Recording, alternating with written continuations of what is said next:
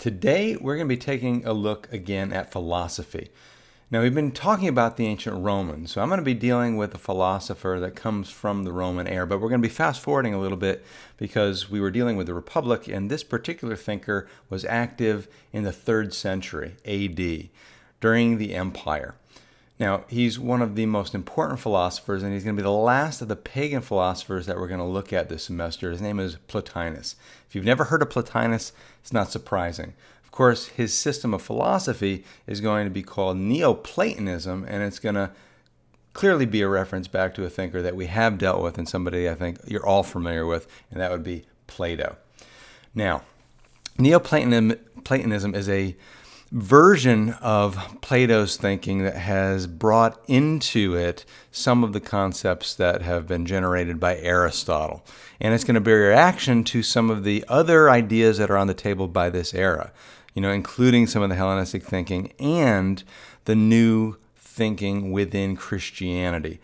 But not only is it going to be a reaction to some of the things within Christianity, it's actually going to be a source of Christian philosophy. When we get to some of the later philosophers this semester, we're going to see how Neoplatonism is going to have a big impact on some of the formative thinkers within the Christian tradition, particularly people like Augustine and later Aquinas. But I'm going to hold off on that until the end of this discussion. Right now, I want to take a look at some of the background for Plotinus and Neoplatonism. So let's start with a review of some of the things that preceded Plotinus, some of these by quite a few centuries. If you remember Parmenides, this was at the beginning of our semester when we talked about the pre-Socratics. Remember, Parmenides gives us the concept of the absolute being, right? The absolute and indivisible being that was a reaction probably to the thinking of Heraclitus and the flux, right? That everything is constantly changing. Parmenides comes along and says, no, change is just an illusion. What is actually the case is that things just are, okay? And there's only one being that exists. And then he gives us those rational arguments for that, right? He's the beginning of that whole rationalist tradition. And he provided really difficult arguments to counter, at least his student Zeno did. But then we saw later Plato emerge on the scene, who tries to reconcile Heraclitus and Parmenides and some of the thinking that precedes the advent of Socrates. So you got to keep in mind that Parmenides is already dealing at that early stage with this idea of a single being that exists. Okay, we'll just kind of leave it right there because we're going to come back to this absolute unity in just a second. Plato brings up this idea of the good. And I know we didn't really discuss the good when we looked at Plato's thoughts very much, but you can think of the good as the supreme form, maybe the form of all forms. He uses the analogy of the sun, which I'm going to come back to also a little bit later, in his analogy or his parable of the cave. Okay. He also gives us a concept that I know I didn't mention at the time, which is the concept of the demiurgos, or the demiurge, or the craftsman, the thing that fashions all things. And this was a little story that he told in the Timaeus to try to explain the sensible realm down below. Remember, Plato has these two worlds, the world of forms or ideas and the world of the sensible, which was ever-changing and unknowable, and the fact that it is merely a source of opinion. And because it's changing, that's one of the reasons that you can never know it. Right, because the objects of knowledge have to be unchanging and eternal, which were the forms of above. But the demiurgos was this thing in between that looked at the forms and then fashioned the world below, the sensible realm. Now, it's not a really important part in Plato's metaphysics, but it's a way to at least present a possibility for the two realms' existence. Now, it's not really very satisfactory, and Plotinus, as we'll see, is going to try to resolve the relationship between forms and matter, two concepts we've already looked at, and those are also going to be concepts, remember, very much present in Aristotle. Now, Aristotle also is going to not only give us the concepts of form and matter and how they might be related in his hylomorphic view of the world, but he also gives us the concepts of actuality and potentiality, which are going to be very important in Plotinus' thought. And he also gives us this concept of an impersonal, unmoved mover, actually gives us arguments towards what might be considered a type of God, though it's hard to really discuss this impersonal thing as a God, because we tend to think in maybe Judeo-Christian terms or monotheistic terms today of a God that's personal, willing, caring, loving, relational. This is nothing like that in Aristotle, right? His idea of an unmoved mover is just this thing that kind of puts things into motion. This is the thing that supplies actuality to all potentiality in the universe, okay? So again, let me go one step further, and since I'm talking about monotheism, introduce you to Judeo-Christian thought in a very basic way. We haven't really covered the advent of Christianity yet officially in this course, but the Judeo-Christian concept of a God that is an absolute personal being was already there, right? Judaism itself had the concept of monotheism, and then, of course, Christianity builds upon that when we get to the 1st century. Now, Plotinus is after this.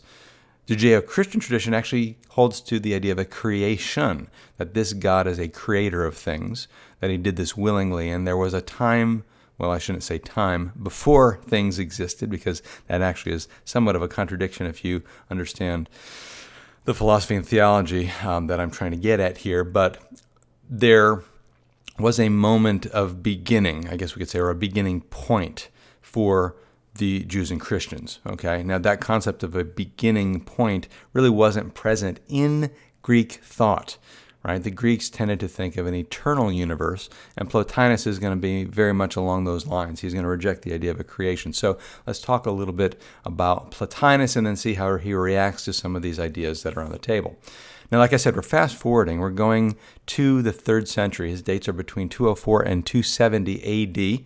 And like I said, he's also the last major pagan philosopher. Definitely not the last pagan philosopher. There are plenty of others still operating. I mean, the academy is still open, and various other schools of thought are still very much alive in the world that is now growing in its Christian influence. And by the time we get to the 4th century, we're going to see Christianity really start to dominate the Roman Empire. But at this early stage, Greek thinking is still, being wrestled with. And like I said, is going to have an impact on some of those Christian thinkers. Now, his background is in Egypt. He's from Alexandria, which was, if you remember the Hellenistic section, the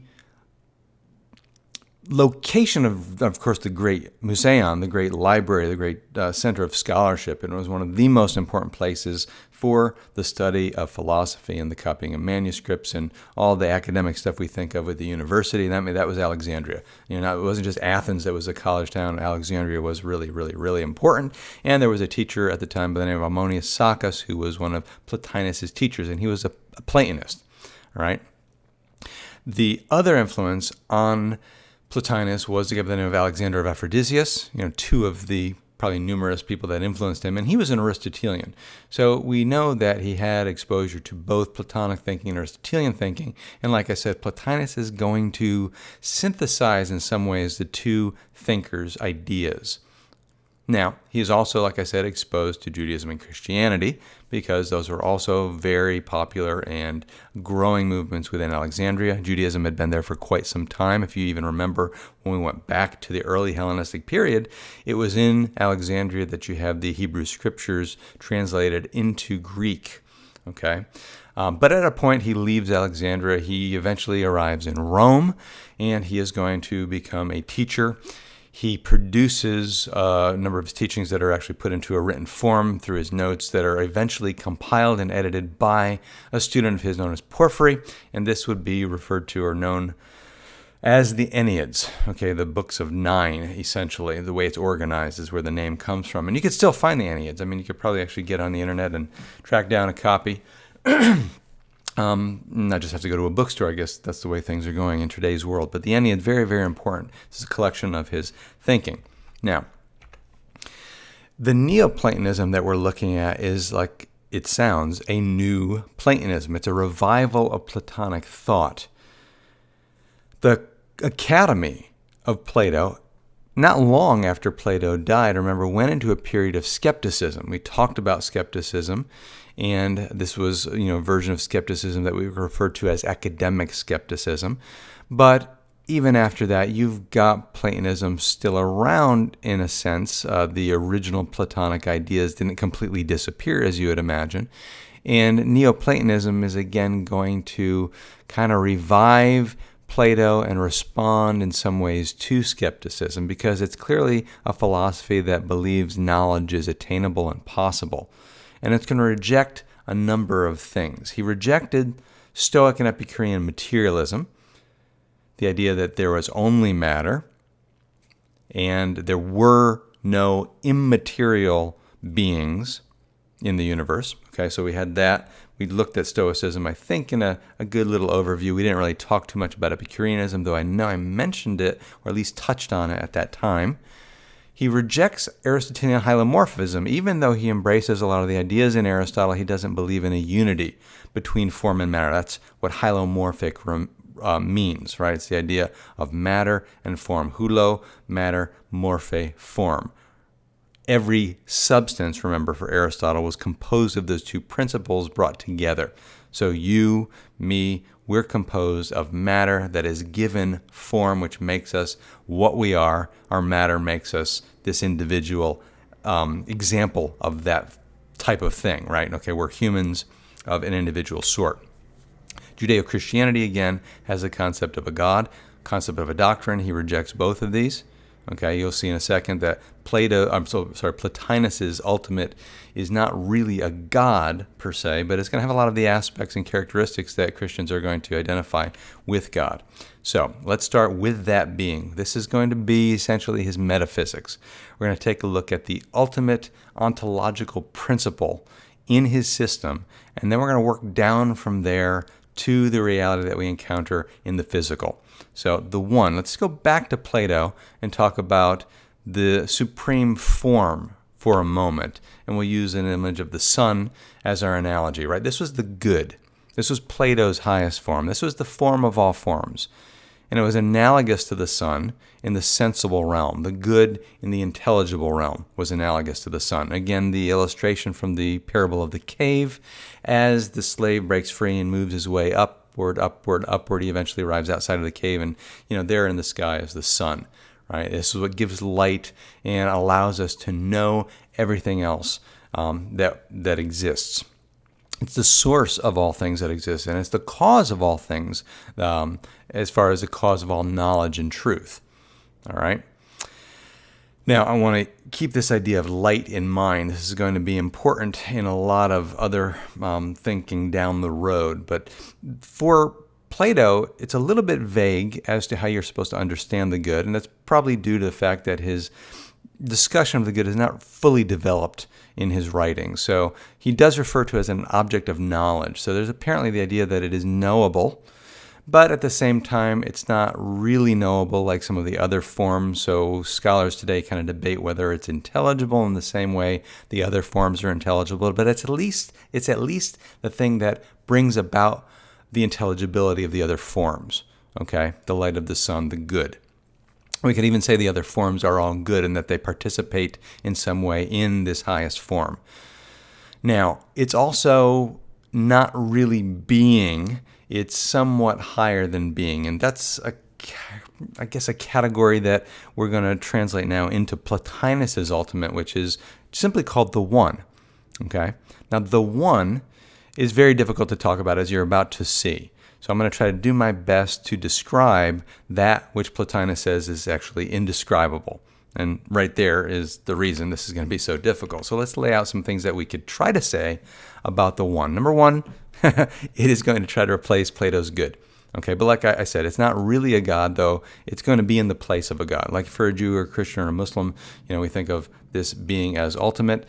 For Plotinus, this is the ultimate. Okay, when I say ontological system, or the source of all ontology, or the highest ontological thing, and I hesitate in all of these terms, I mean it's at the top. There's nothing above the one. There's nothing beyond the one. And just like the name says, it's a complete unity. It's our first principle. It's our ultimate ontological entity. I'll just use that word. Maybe that's a better word, or truth. Now, it's illuminating light. Again, it's not the sun, the same way Plotinus's good was the sun, because there's an absence of intelligibility for sure. And I think Plotinus would actually indicate that aspect is kind of reserved for a lower level or emanation from the one. So I'm going to come back to the next emanation called the nous in just a little bit, but it's an illuminating light. It's an uncaused source. So again, there's no cause behind it. There's nothing that has produced it, and it is the cause of everything else that exists: being, truth, knowledge, etc. Okay? It's also the end. Now, that sounds weird to talk about it as a source and an end, almost like a beginning and an end. But when we talk about it as an end, we're talking about it with reference to teleology. And if you don't know that term, it's the idea of there being kind of a goal, a directedness, a purpose. Sometimes it's used in that sense. For us, the one is the thing towards which all thought is ultimately going to be directed. So in that sense, it's the end. It's the end of all knowledge. But it's also the beginning of all existence. So we're going to look at this two-way street where we work from our ontology down, but then from our epistemology back upward. Okay?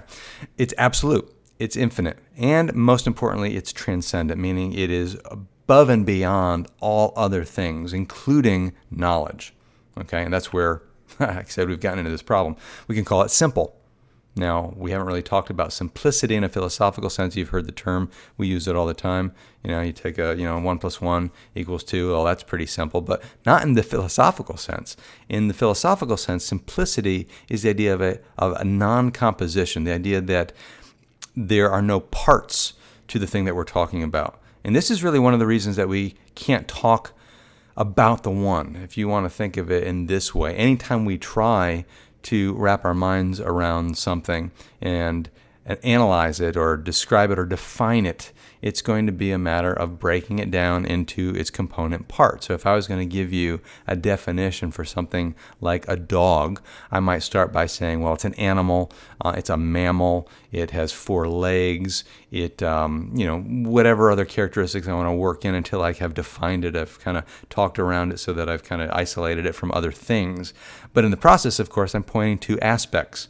Now, because the one is simple, it doesn't have aspects. It doesn't have parts that I can pull apart to analyze, which kind of puts it beyond my understanding in a very real way. But, and again, that's what it says right here. It's not an object of knowledge. It's unintelligible. All right. So, strictly speaking, we can never know the one. We can never speak of the one. Can't be described. You can't even really describe it as being. Matter of fact, Plotinus would say it's beyond being, okay, whatever that means. Now, being, of course, for the ancients was kind of analogous to nature or essence, so we could say there's no essence to the one. It's not a type of thing. It's way up there. It's going to give rise to, again, like I said, all being. Now, don't really want to describe it as pure potential. It does seem to be, if you're using Aristotelian terms, if it's really nothing I can point to, then is it just potential? Because potential for Aristotle was an absence of form, and we could say that the one doesn't have form, or an absence of actuality. But for Plotinus, it really is actual, though, as a matter of fact, it might be the supreme actuality, because I think Plotinus puts potentiality at the very bottom of the system, potentiality being the pure possibility of receiving form. At least that's an Aristotelian discussion, so I don't want to necessarily go there. It's for Aristotle, pure potential was actually nothing. Okay, and if you look at the order of emanations that we're going to talk about in a second from the one, when we get towards at least a relative absence or nothing, it's actually at the very bottom of his system, not at the top. Okay, so the most real thing, in a certain sense, is the one. But here's our problem. Again, we can't talk about it, so how do we do all this? How do we get to this little discussion that we're trying to have? Plotinus gives us one way or manner of speaking around the one, if not about the one. It's through what's called the via negationis, or the via negativa, the idea of a way of negation. The best we can do, and I might be failing ultimately at that, is to try to say what the one is not. You're going to rule out what the one is. Okay? So that's a manner of speaking that is actually going to be picked up also by Christian thinkers. So when you think about God in the Christian sense, the concept of him being eternal is basically a way of saying that he's not temporal. Okay? When you're saying he's infinite, we're basically saying that he's not finite. So all of those terms that we associate with that type of being are derived from this manner of speaking, the via negationis. Okay, so keep that in mind. We could say what he's not, but not he. We can say what it's not, but we really can't say what exactly it is. All right, let's take a look at emanation, because like I said, this is the supreme ontological entity, and everything else that exists, the entire universe, is going to form a chain of being downward from the one. We call this emanation. So emanation is a flowing, and that's why I got the picture of the waterfall on the screen, because from the source, the one, everything else flows, and it's an eternal flowing. It's a necessary flowing. There's no creation because there's no start of this flow. This was always going on, and it has to go on. When I say it's necessary, I mean it is not something that could or could not happen. It just does, okay, necessarily. And it's, like I said, a flowing downward, moving from the most perfect, the most actual, to that which is least perfect or imperfect, and the most potential. It's an absolute unity, or we move from absolute unity to ever-increasing multiplicity, right? There's only one, but in the lowest realm, we're going to have lots of different things. Very much like Plato, right? There's one form, but in the world here of the sensible, there are lots of examples or reflections of that form, right? There's one treeness, but down here, there are lots of trees. Plotinus is going to keep that movement from unity to diversity, but he's going to try to explain it in a way that Plato doesn't. So here are the levels of emanation. We're going to start at the top with the one, and from the one, we're going to flow downward to the first emanation, which is the nous. You could also refer to it as the logos. We've used that term before, which has to do with reason, intellect, etc. Now, the nous is perfect. All right, it's the perfect image of the one, but, and this is the kicker, it's wholly other than the one. So it reflects the one as perfectly as any other thing can that's below it, but it's completely different. It's not transcendent in the same way that the one is, and it is actually something that is knowable in a sense. All right, so it's the archetype of everything that exists, being and thought. It's the highest intelligible object, so we can, like I said, know it. But what it is essentially, and it's hard again to describe exactly what it is because it's not a person, but it is the self-contemplating intelligence that's out there. So what we arrive at this first level is the beginning of multiplicity. We have a knower, the nous, a mind, but also it's something that is known. It's something that intuits itself as it intuits the one, as it reflects on the one. So there's always that dualistic aspect within the nous, which is, again, a first level of multiplicity, duality. All right? And in its reflections back on the one, it is going to generate within itself all forms. So for us, I guess you can compare the nous to Plato's realm of the forms. Okay, so in knowing the one and in knowing itself, it knows all forms that will exist. And in another sense, it's also analogous to Plato's demiurge in that, and I think it shares this role again with the next emanation, the soul, which we'll get to in a second, but it's the beginning of all things, right? The thing that generates all forms that are out there. But I don't want to say that it creates them, okay? Not the way the story of the demiurge is. Anyways, it also enables the perceivability of the material world. It's what allows intelligibility all the way down, all right? So the next emanation from the nous flowing downward is going to be the soul. You're going to have more multiplicity, more diversity in this level, but this is the level that's going to reflect the principle of life, growth, order, movement. Of course, you could talk about the nous as generating order as well, because there's more and more order the higher up you go.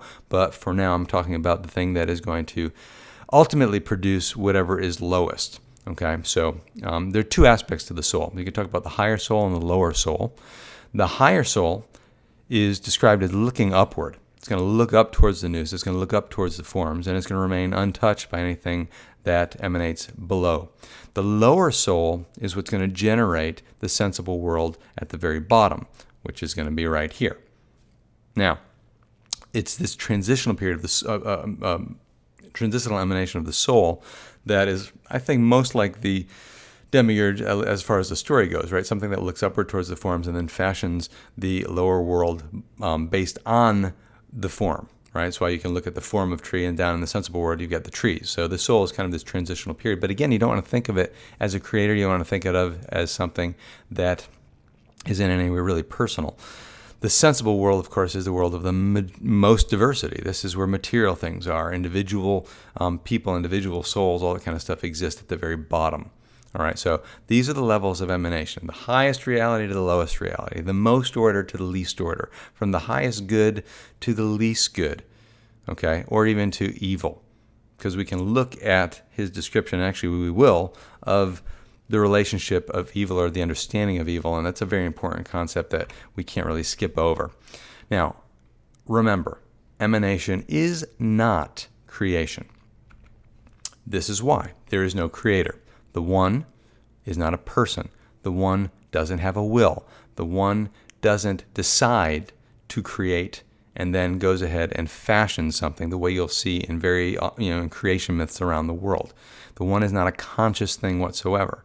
It cannot do those things. So we don't want to have this idea of a creator God in mind when we're thinking about Plotinus as one. What we have is a universe, like I said before, without beginning. It's eternal and necessary and flowing. So even though it seems like everything down here is a creation of the One, it is actually co-eternal with the One. There was no start to this emanation. There was no beginning to the flow. As long as the One has been, then all other things have been as well. Now, we may be temporal in that we pass in and out of existence. One day I'm going to die. It's the entire material realm, the sensible realm, that will never pass away. Okay? And it never had a beginning. Right? So, the universe co-eternal with the One. Very different than what we get in Judeo-Christianity. Remember, that's the common view of the ancient Greeks. There was no beginning. This eternal universe model was pretty much with us since the ancient world. Christianity, Judaism, Islam kind of hold to the idea of a beginning, and it's not until modern science that we can actually talk again about a beginning of the universe with kind of Big Bang cosmology and stuff like that. Okay, that idea, very foreign to the ancient Greeks. Now, what about this dualism that we have in Plato? We apparently have departed with dualism, and we now have a much more complicated system.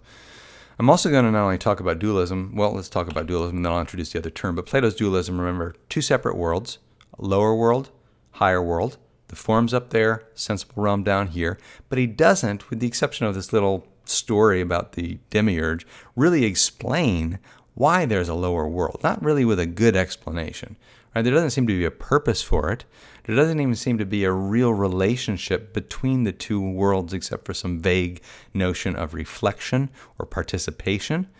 Okay, so I think Plotinus is trying to resolve that problem in Platonic thinking. The other term, which I really haven't given you, is the term pantheism. If you're not familiar with the idea of pantheism, it's a concept that's really prevalent in Eastern philosophy and religion, the idea that all is God or all is one with the ultimate. At least if you look at Hindu thinking that we find in kind of non-dualistic or Advaitic Vedanta, you have the idea of the Brahman, which is the ultimate, and everything else is a manifestation of the ultimate, right? So God and the world are identical, right? Everything is Brahman. Now, it may look like diversity, but that's part of Maya, it's part of this illusion. Okay, it's actually much less real. Brahman, the ultimate, is what everything is in reality. And again, there are different versions of Hinduism. I don't want to go down that road because it'll take us very far from Plotinus. But Plotinus isn't a pantheist, and he's not a dualist. He doesn't actually believe everything is the One, or the One manifests in any real sense in the rest of the emanations. It's completely transcendent, and that's important to remember. The One has to remain other. It's completely cut off, in a sense, from the emanations that flow from it. Even though it's connected, it's transcendent. And I know that's a weird way to speak. I'm going to do that anyways, even though you might be able to poke holes in that. So we can think of it maybe more as an intermediary between a theism and a pantheism, okay, and between Plato's dualism and absolute unity. The One is always separate, okay, and it generates everything that comes from it as a flowing. Now, That's the downward motion. That's his metaphysics. That's his ontology. He also has to deal with our process of knowing, kind of this upward epistemology, how we go from our interaction in the world of sense, something Plato talked a great deal about, which doesn't bring knowledge, remember. It's an experience of particular changeable things. It brings opinion, maybe true belief at the best, but it's not really going to give us what we call knowledge. Knowledge can only be attained by grasping, for Plato, the forms. Now, Plotinus is going to work upward as well. We start here in the sensible, and we try to get beyond that to grasping the forms, an upward motion, right, where we are relying less and less on material sensibility and more on our ultimate mind. But you can only get so far, because remember, the first thing that's intelligible in a system is going to be nous, the first emanation. The one is beyond that. Okay, so how is this going to work out? And remember, the one can't be known, but he will say it can be experienced in a certain way. And this is a type of mysticism. If you're familiar with the term mysticism, lots of religious movements have mystical forms or mystical aspects to them. And it's usually the idea of an experience that you really cannot explain to anybody, because if it can't be spoken about, if you've attained a level that is beyond true knowledge, how do you communicate that? That's the problem. And the same thing is going to be present here. You can't describe what this means to experience the one, because it's a mystical, it's an ineffable thing. But it is, for Plotinus, an attainment of true happiness. There is in his thought kind of a reaction to the concept of salvation that we get out of Christianity and some of the mystery religions, or just in earlier philosophy in general, right? The idea that was embraced by most of the Hellenistic philosophers and even back into Aristotle is that the purpose of everything, the final end of all things, or for us, is happiness, right? We want to be liberated from the senses, right? For a Pythagorean, for an Orphic, for Plato himself, we want to be liberated from that lower sensible realm, which is less real, as we contemplate the higher things, the higher realities and the forms. And at the very top, once we can only go so far with our minds and our knowledge, we've got to go beyond that. And he says there's a possibility of actually union with the one, okay? But again, even though he says that he has experienced, Plotinus, this mystical unio, or this mystical union, oneness with the one, you can't really pass that on or teach it. Right? It's mystical, it's ineffable, it's a spiritual thing, and it's a salvific thing. It's a meditation upward towards an absence of thought. You want to, or tend to want to employ descriptions that we might take from Buddhism, right? This kind of enlightenment moment. So there may be some overlap there. Whether there were Buddhist influences in Plotinus' thinking is something that I really can't speak to, but there are obviously parallels here, okay? So he addresses his philosophical concepts, but in an interesting way, Plotinus brings us back around to what you can think of as religious thinking once again. We started with philosophy as it was born with Thales and the early pre-Socratics as a departure from mythical thinking, religious thinking, as it tries to explain the world, calling upon more rational categories and arguments and things like that. And then by the time we get to Plotinus, we're back towards religious thinking, okay?